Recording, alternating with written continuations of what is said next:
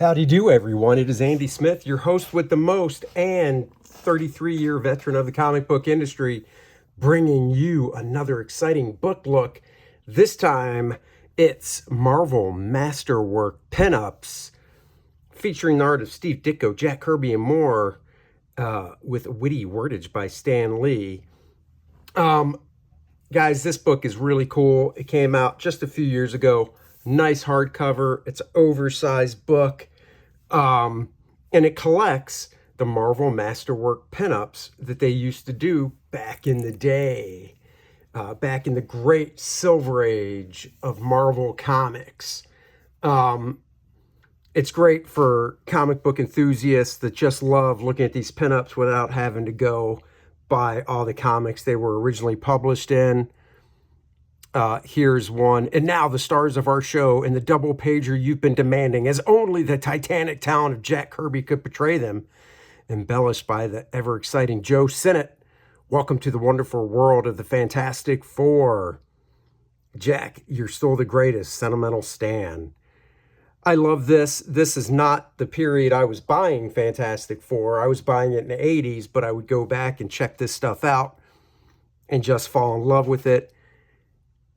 I love Jack's buildings in New York because he's just making stuff up. I mean, look at what is this like? It looks tech. It looks like tech, but it doesn't matter. It is cool and it fits in with Jack Kirby's style.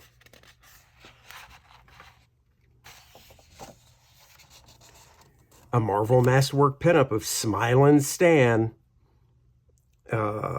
Let's see. I was hoping it would say where the pinup was originally printed.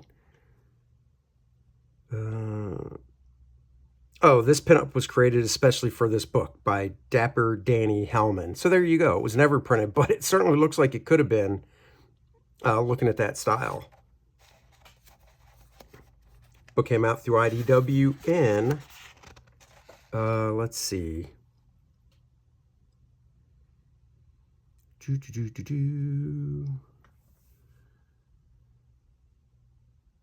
2019. So, man, 5 years ago. I feel like that was just yesterday. Like, I feel like this book just came out a year ago. That's how fast time flies.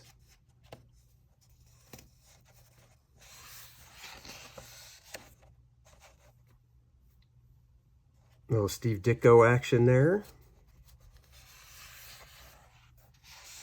Oh, and here we go. Jack King Kirby and George Klein, Fantastic Four #2. January 1962. Already getting in there with the pinups. Look at the Thing and just look at how much he's changed throughout the years. I like this version of the Thing. It would be easier to draw. That's for sure. But it definitely fits in with Jack's monster stuff that he was doing before the Fantastic Four. This is from Fantastic Four #3. So right away, they were like, let's get some pinups out there of our characters. Fantastic Four #4. Also interesting to see that they didn't start with like Reed Richards. They started with the Thing. And then it goes all the way till Fantastic Four #10 before the wonderful, beautiful, invisible girl gets her due. Very nice, classic pinup type looking pose. And then this is nice.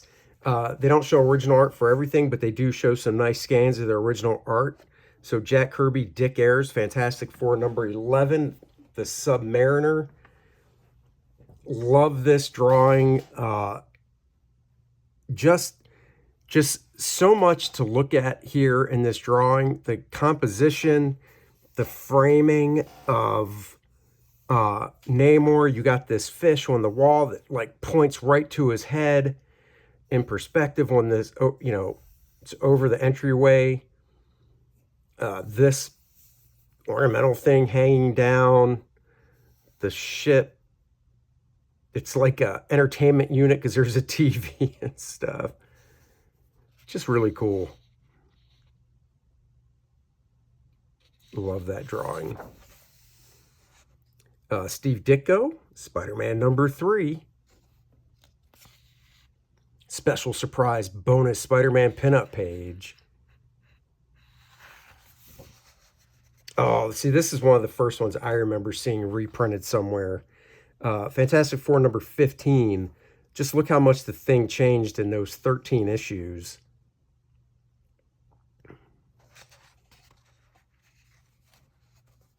The Mole Man. Scrawls. The Miracle Man. Just love Jack Kirby. Look at this. Saul Brodsky on inks. Another great one of Namor there from Fantastic Four Annual number 1. I love how he's hunched over, looking at us like almost ready to pounce, ready to come at you. Like, what did you say to me? Dr. Doom, Fantastic Four Annual number 1. Back before it was like a skirt and more of like, looks like jockey shorts in a way there. Look at that. Learn something new. Kurgo, Master of Planet X. I just love these names too. Of course, the Puppet Master. Impossible Man. And then one of the classic shots of the Incredible Hulk, Fantastic Four. Why the Incredible Hulk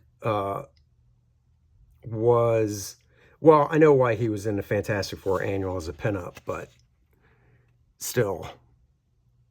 And look at this. So let's see, 5 toes. 1, 2, 3, 4 fingers, but 5 toes. So at some point, and then 4 toes here.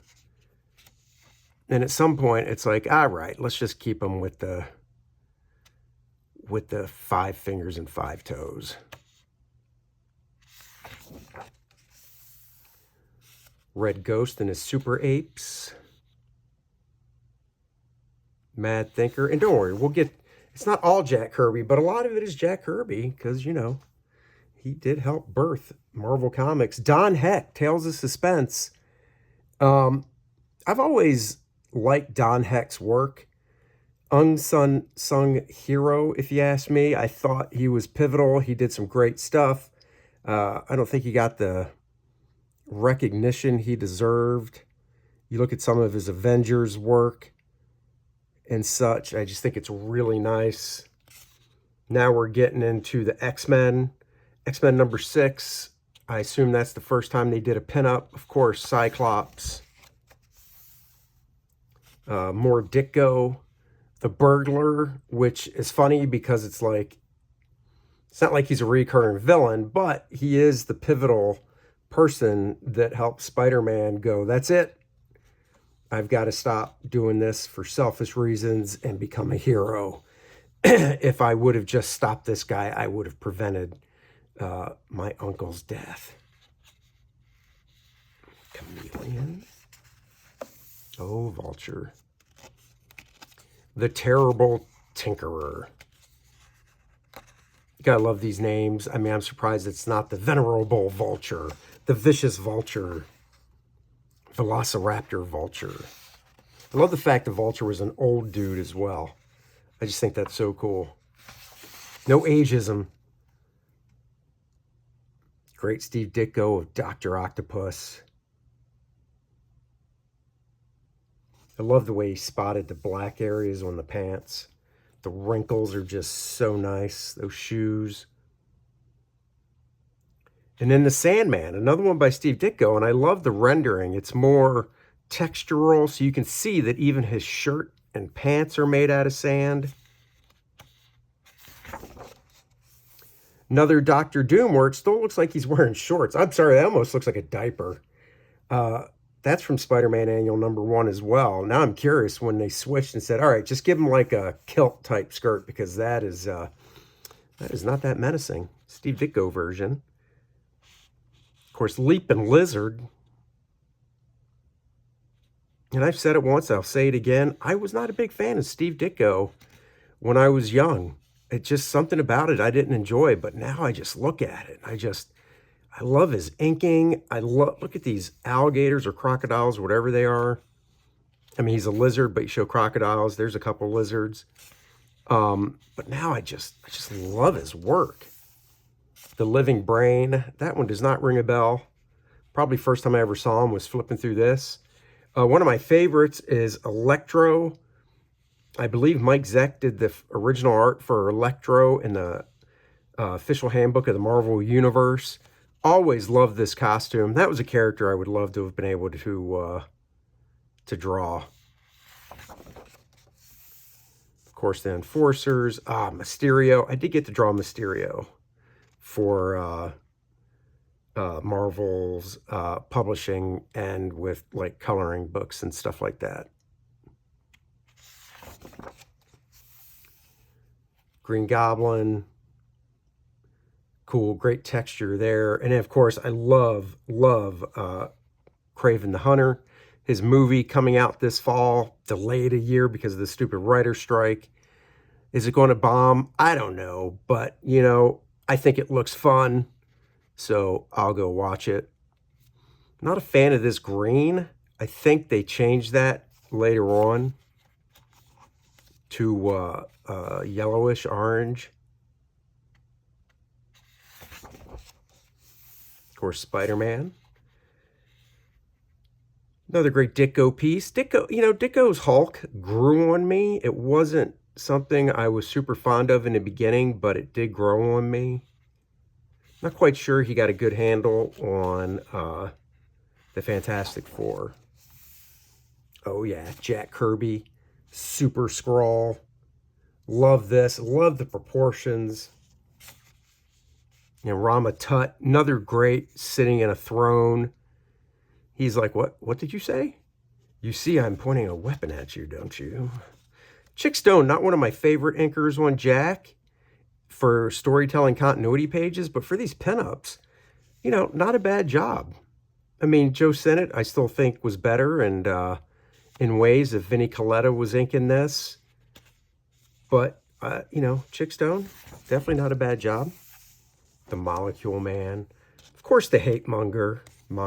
So far, it's been a Jack Kirby, Steve Ditko book with a little bit of Don Heck. Will we get other artists? Hopefully.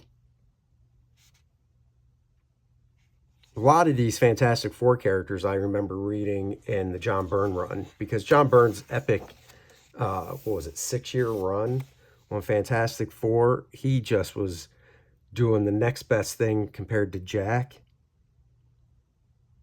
You can see Jack's maturity in just 2 years of working on the book here. The machinery, I love Jack's tech. The perspective pulls you right into it.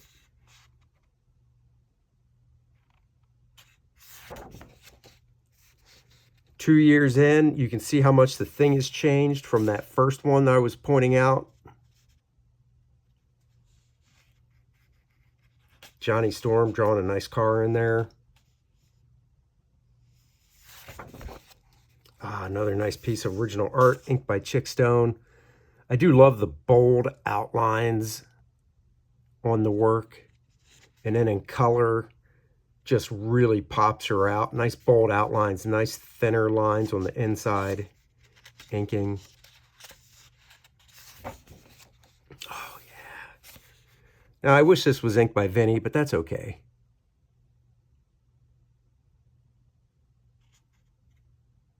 I mean, even in this early Thor, not super early, but you know what I mean, you can see a hint of where Walt got some of the way he does Thor from. All right, back to X-Men. This is X-Men number 8. Now, I will say this is weird. This is inked by Chick Stone. I think with Chick, he would ink stuff that shouldn't be inked. Like if you look at the chin here on the Beast, one of these lines to me should be whited out. And I would say it's the inner line, because I think if you white out this outer line, his jaw chin would be too small. So Jack penciled fast, And that's where a good inker came in to decide what lines to put down and such. And that, I just think, was a mistake. All right, Dick Ayers doing a pinup. Good old Nick Fury. And then Jack Kirby, Avengers number 10, great Captain America. You know, as a kid, I probably wouldn't have seen it, but once I got in the business and, you know, my first Captain America stuff was Mike Zeck. Love that run. But looking at Kirby's Captain America, once again, I can see Zeck pulling influence from Jack's work. That's just a beautiful pinup of Namor, very regal, powerful. Loki, who do you think you are? Superman? Breaking those chains?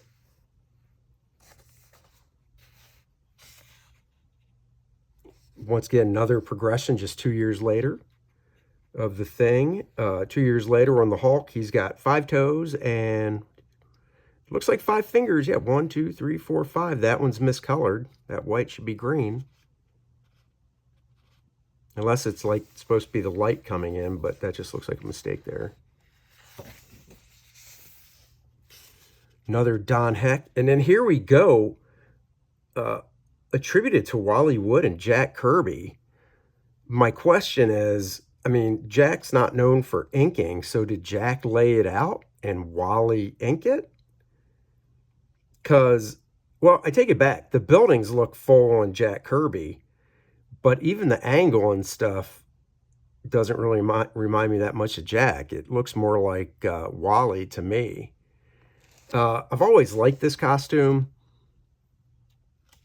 Wally Wood is fantastic, and so is Jack, but if I was going to say anything, I would have brought this hand in so it wasn't cropped. I would have just bent the elbow and had it come up to here. Small thing, but yeah, I love this costume.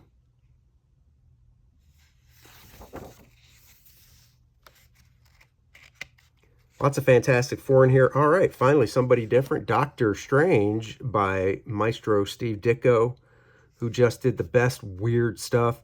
Once again, not a fan of this as a kid, but now I look at it and I just love these big, bold brush strokes for the wrinkles and such. Just throwing it down. Another original art. X-Men number 9, finally getting a Marvel girl who is a giant. I mean, that perspective on that room is, yeah, it's pretty off.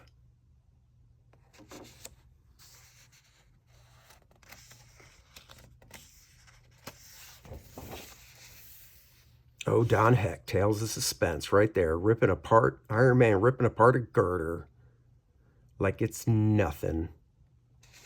Look at that. This is why I'm saying Don Heck didn't get enough credit. That face is just, to me, gorgeous. So handsome. For the, 1965, that just encapsulates that time period and a very handsome gentleman. I love the inking on it. Just so nice. I love the eyes and how they're done. Pencil, possibly by Carl Burgos with Jack Kirby. Once again, this with Jack Kirby stuff, I'm not quite sure what that means. Unless Jack did like just an initial rough layout. Fill me in on the chat, guys. You're smarter than me. Another great Steve Ditko. You got Peter Parker there. Hey, I'm just a nerdy bookworm. But then I'm also old webhead Spider-Man. Spider-Man, if he can't do it, no one can. This is nice. Not one of my favorites. I actually like this one better, but it's cool. I like the lighting. You know, I like, if you see people nowadays, even John Byrne did it, you'd see the hard light coming from the back, reflected light, and then you wouldn't do any webbing or anything. And when I first saw that, I was like, oh, that's really cool. And then you see, oh yeah, Steve Ditko did it first. This is very cool because if you look at this, the way he did Spider-Man and the black on the costume and stuff, tell me that doesn't really give a Frank Miller vibe. That is so Frank Miller-esque to me. It's just not even funny. Love these floating heads here. Once again, such an appreciation for Ditko, the different faces. Wally Wood did a great issue of Submariner and Daredevil fighting. And very nice. This looks weird. This doesn't look like Wally Wood inking right in here. I don't know what's going on there. Another great Ditko piece with the Circus of Crime.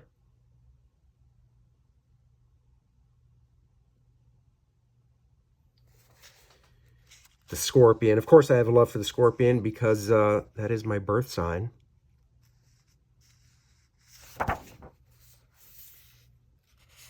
The Beetle. Not a big fan. Really wouldn't want to draw him.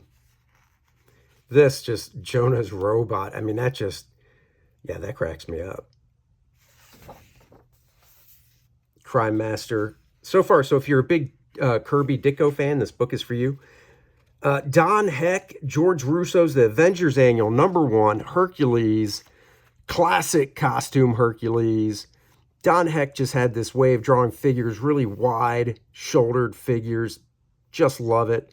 I love this thick black inking here. A lot of brushwork back in the day. Another great Don Heck. Don Heck did Beautiful Women. He did Wonder Woman in the 80s. I would recommend seeking it out because it is just beautiful looking work that he did. Beautiful faces here. Buddy of mine I worked at with CrossGen, Rick Magyar, actually got to ink some Don Heck stuff. So jealous. Great pinup here, the original Avengers and the new Avengers. It's cool, Hawkeye. I mean, the whole thing's cool. I love the stylization of the drawing of the ladies.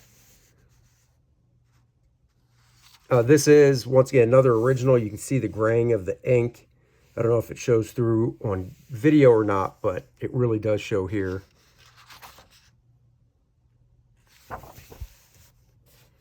Gene Colan and John Tartaglione. Very nice. Gene did some great romance stuff. There's a few that John Romita inked over them that were just beautiful. Daredevil Annual, Foggy Nelson here. Just great. And something, you know, Daredevil Annual #1, Kazar. Kazar was in Daredevil, I think it was 11 and 12 or 12 and 13, something like that.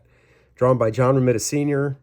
And just cool seeing Gene draw him. This Daredevil is wacky, and what I mean by that is just the drawing of it is wacky. But it's still cool. It's got all the Mean Gene stylistic notes, the figure, the way he does anatomy and such. Gladiator, another Gene. So we're getting into some different artist stuff here, which is really cool. Oh joy.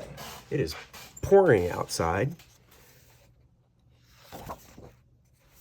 Yeah, we're definitely into the Gene Colan section. A lot of Daredevil characters here that Gene drew and became known for. Back to Jack. Fantastic Four Annual #5, November 1967. Look at that. I love the Inhumans. Black Bolt is my favorite, and he is the leader, but it's because of the costume design. I love that design of the costume. Great Medusa. These are all Fantastic Four Annual #5.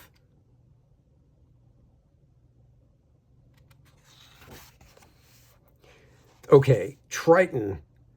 I love this shot.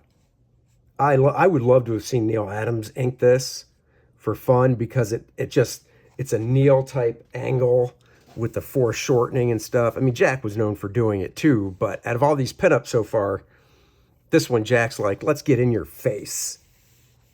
Frank Giacoya inking, just so nice. Stuff like that would, oh man, I wish Jack would have drawn Aquaman.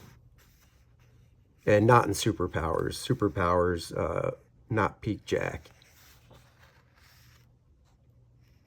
I've still never understood these black things on her hair. I don't know. I've seen them drawn just like this, which when I see them like this, I still think they're supposed to be like bands that keep her hair in place. That's my perception of them. But then I think I've seen them sometimes like it's just coloring in her hair. I don't know. That's my OCD. If I ever drew her, I would have to get an exact answer for that. Of course, lots of bad guys here. Galactus, early on, not a fan of the flesh color. I'm glad they changed it to the purple. Great design, though. Doctor Doom, Watcher, Silver Surfer, Black Panther, Lockjaw, Alicia Masters. Damn it, I'm blank. Wyatt Wingfoot, I believe is that guy. Boom, got them all. Jack Kirby stuff, very, his figure work, very basic shape oriented, as in just really thinking about the basic shapes. And if you do that without thinking about all the curves with the muscles and stuff, you can create these great designs. And it just gives it nice form. Larry Lieber, John Romita, and Mike Esposito. Spider-Man Annual number 5, November 68. That pose of Jonah really looks like Ditko coming into the room. Maybe Larry laid it out and then John Romita did the pencils and then obviously Mike Esposito inked it. Barry Smith. Look at that. That, my friends, is Barry just... This was 1969. Before Conan. It is kind of weird because it looks like she's missing an arm, even though I know it's behind her. But just look at the Alphonse Mucha type stuff going on in the design. The hair, great way to do that. Very cool. Bill Everett coming back, Submariner Special. Bill Everett, the guy that created the Submariner. Looks like Teen Submariner there. Oh yeah, Marvel Treasury Special featuring Captain America's Bicentennial Battle, September 1976. I've got this, so it is nice seeing these on newsprint. Jack Kirby inked by John Romita. Wow, just beautiful. I think this is one of my favorites though, because you know Cap's actually in a in his costume there. Never a fan of Western Cap inks by John Vorperten. Somehow that looks like it's made out of material, so I don't think that would stop a bullet, but who knows what it's made out of, but it looks like cloth thrown over something. Concept pinup by Jack Kirby, thought to be intended for a Marvel Treasury Special featuring Captain America Bicentennial Battles. Never inked. Nice high-res scan. That would be fun to ink. There was a book that came out 30 years ago with different artists, pencilers, inkers, inking different pieces over Jack. I was lucky to be a part of it. I didn't ink a super cool character. I inked a receptionist that I believe worked with the Falcon, or it was the Falcon's girlfriend or something. Still got to ink over Jack. You know, and then Bart Sears and I inked Challengers of the Unknown. So we each inked 2 characters of the Challengers. And then Bart did ink one by himself. I can't remember which one it was. I'll have to find that book for a book look. Now we're getting into when I was buying Fantastic Four. $2.50, John's first issue, $2.32. Don't get on my case. It's the first issue when he took over the book for the long 5-6 year run. Obviously, he did issues before that, inked by Joe Sinnott. John started with $2.32, inking his own work, writing it, all that stuff. These are the iterations of the Fantastic Four I grew up with. I love how he kept some of the wrinkles in the costumes. I love John Byrne's rendition of The Thing. Very Jack Kirby, but John Byrne at the same time.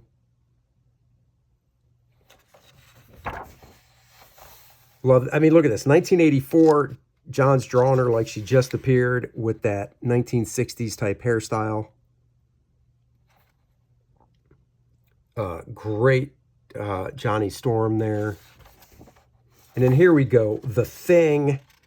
Love that. And here's the thing with The Thing, no pun intended. John was doing an earlier version of The Thing here because of what the story entailed inside. So we want to keep the pinup the same. But notice, no teeth.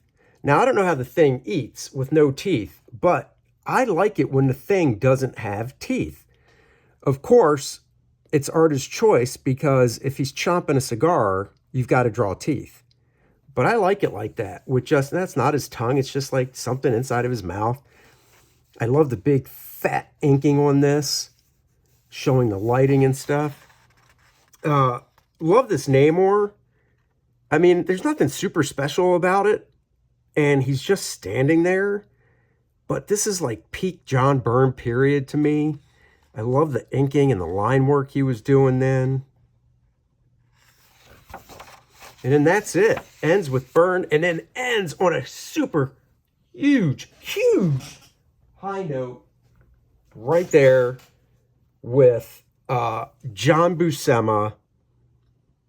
Good Lord. Man, it doesn't, why on a page would you not say who inked it? Not even there. I don't remember. Might have been George Russos. I will say I actually inked this for fun, and because I got the pencils to it, and it was awesome. Certain things are weird though in this. One, Hercules wasn't there in the one I remember, and that is not a John Buscema drawing of Hercules. I don't know who drew this. It is not John. Even seeing this when it was printed, because I have seen this printed as the double page pinup, Hercules wasn't there. I don't know why he was added. But other than that, I love all the iterations of these characters by Big John. So there you go, guys. Marvel Masterwork pinups. The book, as far as I know, is still available. I'll pop a link if it is. Thank you for joining me on this book look. Guys, my new campaign, Core Draft The Awakening with my buddy Dennis Turner, is live. Go check it out. It's been live for a little over a week. The campaign is doing great. We're going to list the stretch goals soon, probably this week. So stay tuned for those. And we really want this campaign to blow up, do better than the first one did. And that is where you come in. Back it if you haven't yet. If you have backed it, share it. Sharing is caring. You might say, I don't have a lot of followers. Guys, it doesn't matter. It is the power of the people. So thank you guys for helping with the campaign, for supporting it. Core Draft The Awakening. I don't want to say more because I want you to go check out the campaign page. Link in the description below. Here's the trailer. Like, subscribe, and share. I will talk to you guys next time. Bye-bye, everybody.